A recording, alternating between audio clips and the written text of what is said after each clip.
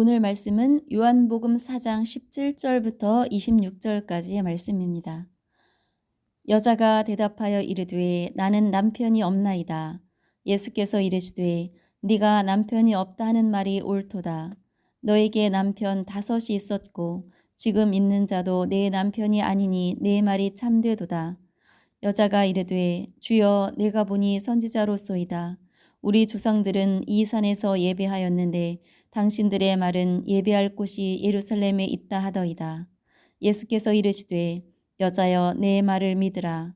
이 산에서도 말고 예루살렘에서도 말고 너희가 아버지께 예배할 때가 이르리라. 너희는 알지 못하는 것을 예배하고 우리는 아는 것을 예배하노니 이는 구원이 유대인에게서 남이라. 아버지께 참되게 예배하는 자들은 영과 진리로 예배할 때가 오나니 곧 이때라. 아버지께서는 자기에게 이렇게 예배하는 자들을 찾으시느니라. 하나님은 영이시니 예배하는 자가 영과 진리로 예배할지니라. 여자가 이르되 메시아 곧 그리스도라 하는 이가 오실 줄을 내가 아노니 그가 오시면 모든 것을 우리에게 알려주시리이다.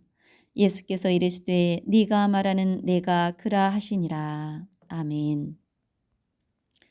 오늘 이야기 속에 나오는 이 여인은 사람들을 만나는 것을 아주 힘들어하는 사람입니다.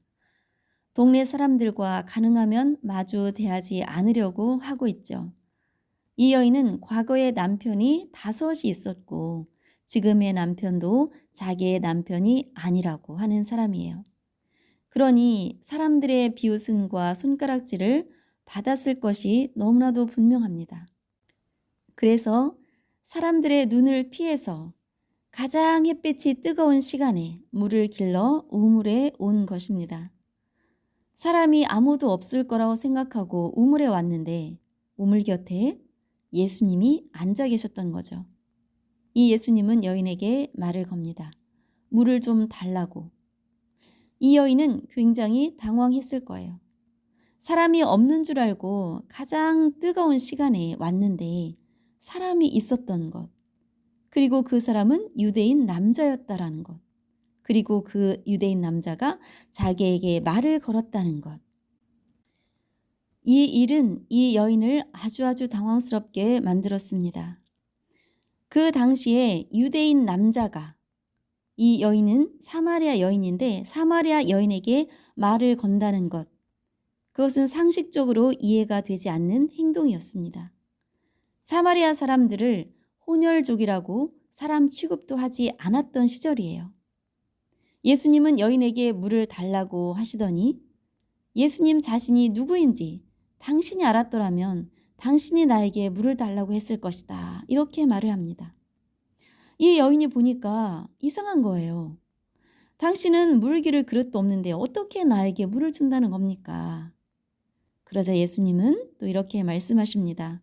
이 우물물을 마시는 사람은 또다시 목마르려니와 내가 주는 물을 먹는 사람은 영원히 목마르지 않는다. 여인이 이 말을 들으니까 자기는 물길로 오는 것이 너무 힘들잖아요. 사람들 만나고 싶지도 않고 그래서 이 햇빛이 가장 뜨거운 시간에 왔는데 영원히 목마르지 않는다고 하니 다시는 물길로 오지 않아도 되겠다. 그래서 그 물을 달라고 합니다. 예수님과 이 여인은 물에 관한 대화를 이렇게 하고 있었습니다. 그런데 예수님이 엉뚱하게 다른 이야기를 건넵니다. 가서 네 남편을 불러와라. 아니, 물 이야기를 하다가 갑자기 남편 이야기를 하는 거예요. 이 여인에게 있어서 가장 숨기고 싶은 것, 그것이 이 남편에 관한 것인데 그래서 아무도 오지 않는 시간에 물을 길러 나왔는데 남편 이야기를 하니까 얼마나 당황했겠어요. 만약에 지금 예수님이 오셔서 여러분에게 내가 숨기고 싶은 과거에 대해서 혹은 지금 아무에게도 말하고 싶지 않은 그 일에 대해서 묻는다면 얼마나 당황하겠습니까? 예수님의 질문에 이 여인은 남편이 없다라고 대답을 합니다.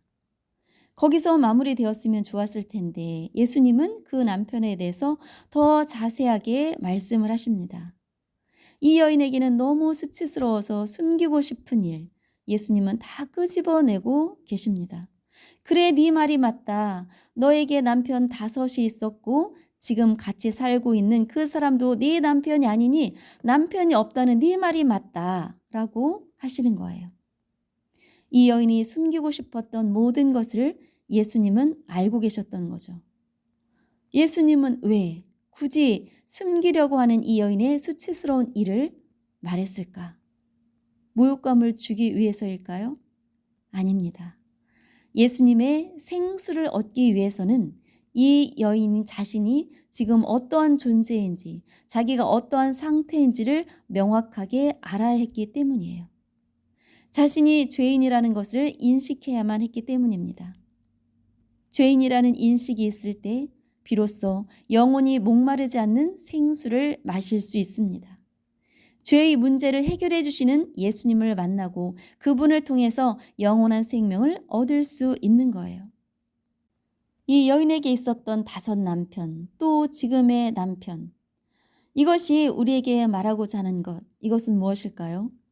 실제로 이 여인이 부정한 삶을 살았다는 것일 수도 있지만, 그러나 삶의 결핍을 채우려는 인간의 본성을 말하고자 하는 것입니다.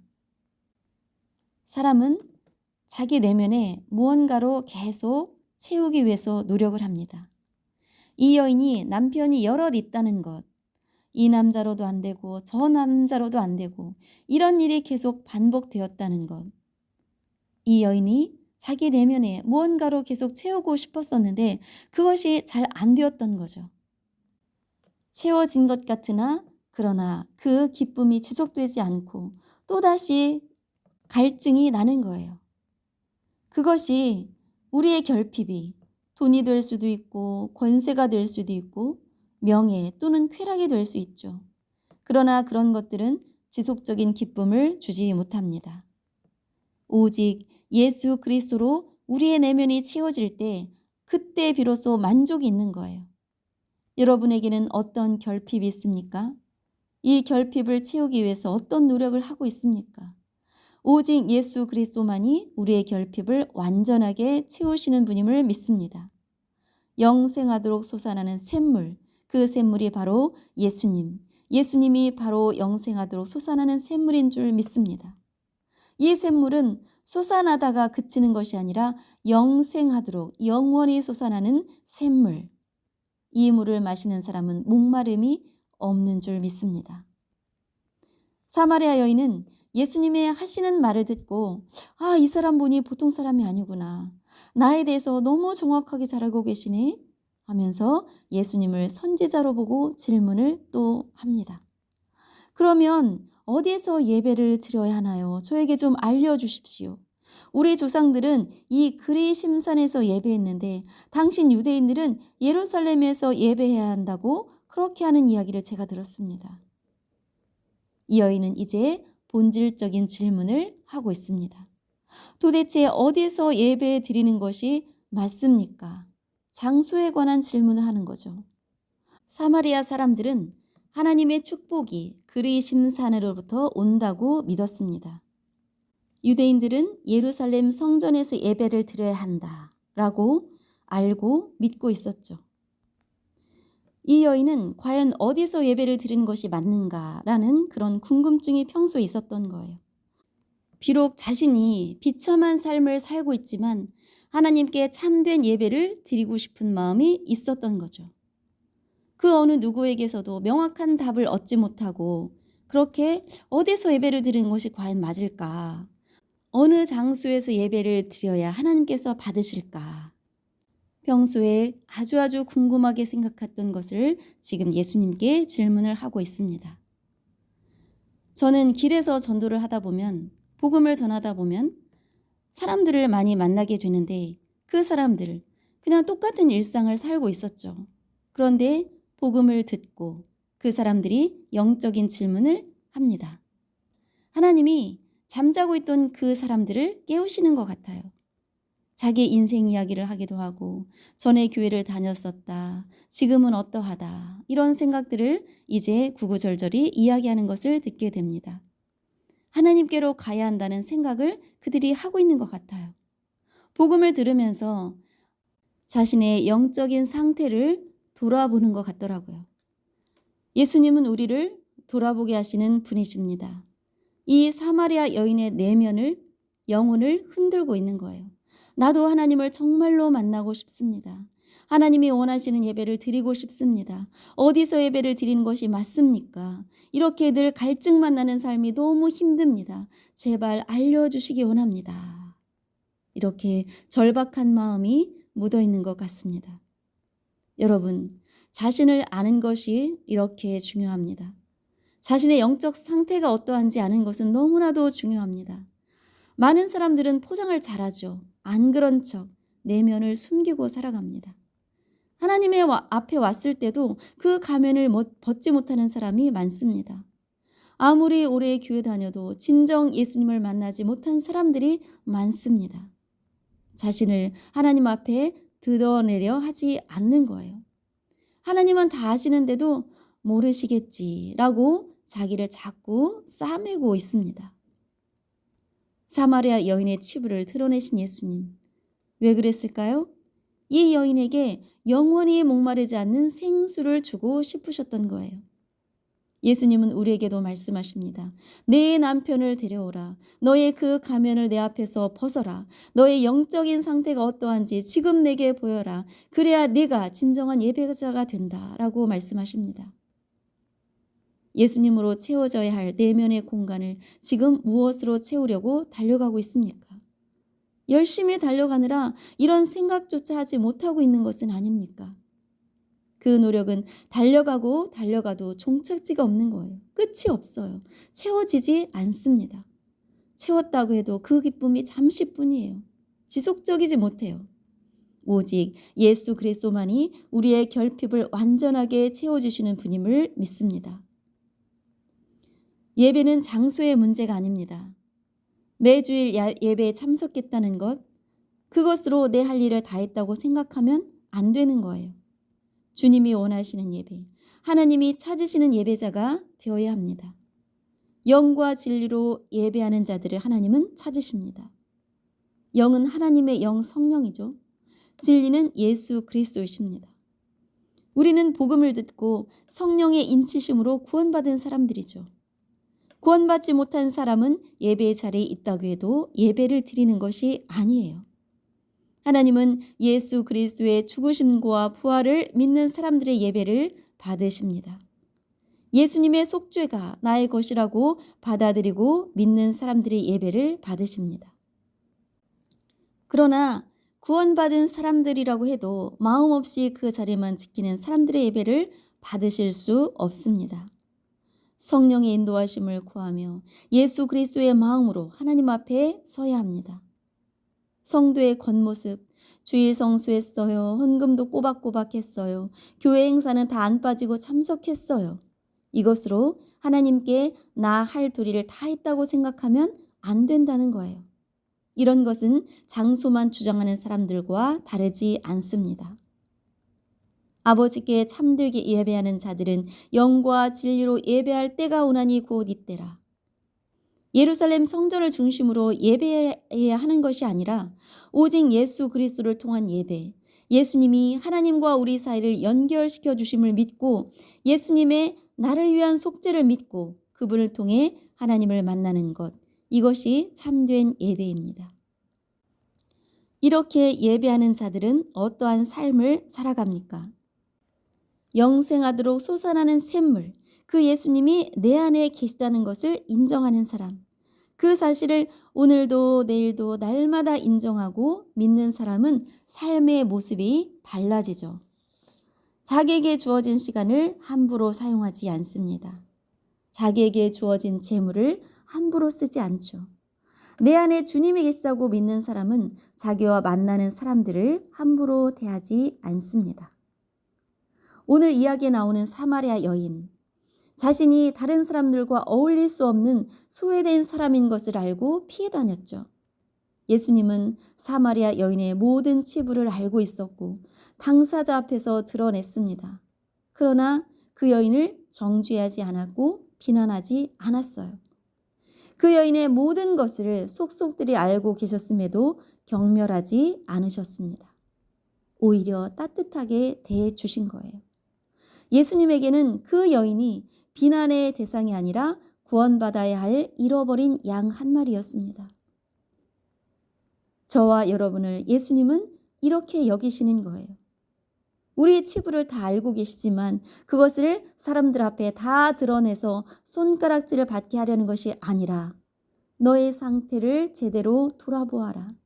너에게는 지금 예수 그리스도 내가 필요하다. 그 누구도 아닌 그 무엇도 아닌 예수님이 필요하다. 그 예수 그리스도가 너의 결핍을 채워줄 수 있다. 오기만 해라. 너의 내면을 내 앞에서 드러내라. 그리고 다시 채워라. 영원히 목마르지 않는 생수로 채워라. 이렇게 우리에게 말씀하고 계십니다. 사마리아 여인은 생명의 주님을 만난 후에 달라졌어요. 자기가 우물가에 왜 왔는지 잊어버렸어요. 물동이를 버려두고 사람들에게로 급히 갔습니다. 사람들의 시선을 피하려고 애썼던 사람이 사람들에게로 자기가 스스로 간 거예요. 내면의 변화가 일어나니까 수치로 여겼던 자신의 부끄러운 삶에 대해서도 말할 수 있게 되었습니다. 주님을 증거하기 시작했습니다. 여러분, 오직 예수 그리스도로 나의 내면을 채울 때 오늘 현실의 갈증이 해결될 줄 믿습니다. 예수님으로 나의 내면이 계속 채워질 때 우리가 행복한 삶을 살게 될 줄 믿습니다. 그리고 우리도 예수님의 마음을 닮을 수 있게 되는 거예요. 손가락질의 대상이었던 그 여인을 대했던 예수님을 닮을 수 있습니다. 여러분 주변에 비난의 대상이 되고 있는 사람들, 그 사람들을 예수님의 마음으로 볼 수 있게 됩니다. 예수님의 시각으로 볼 수 있게 되는 거예요. 우리는 그들을 비난하거나 정죄할 자격이 없습니다. 왜냐하면 우리도 역시 똑같은 죄인이기 때문이에요. 주님은 우리에게 사람들을 비난하라고 하지 않으셨습니다. 오히려 사랑하라고 하셨고 용서하라고 하셨습니다. 우리는 예수님이 그러하셨듯 상처가 많은 사람들, 실패한 사람들에게 따뜻한 관심을 보여줘야 합니다. 예수님은 우리에게 오셔서 생명을 주시고 살게 하셨습니다. 우리도 누군가에게 이러한 존재가 되기를 주님은 원하십니다. 어떻게 이런 일이 일어날 수 있나요? 사람의 힘으로 절대 불가능합니다. 그러나 주님은 가능하십니다. 주님이 내 안에 계시다는 것, 그 주님은 우리에게 생명을 주셨다는 것, 영원히 목마르지 않는 영생하도록 솟아나는 샘물이 되신다는 것을 매 순간마다 인식하고 믿음으로 기뻐할 때 가능합니다. 이 예수 그리스도를 통해서 하나님께서 찾으시는 예배자가 되기를 원합니다. 삶 속에서도 참된 예배자의 모습이 드러나기를 주님의 이름으로 축원합니다.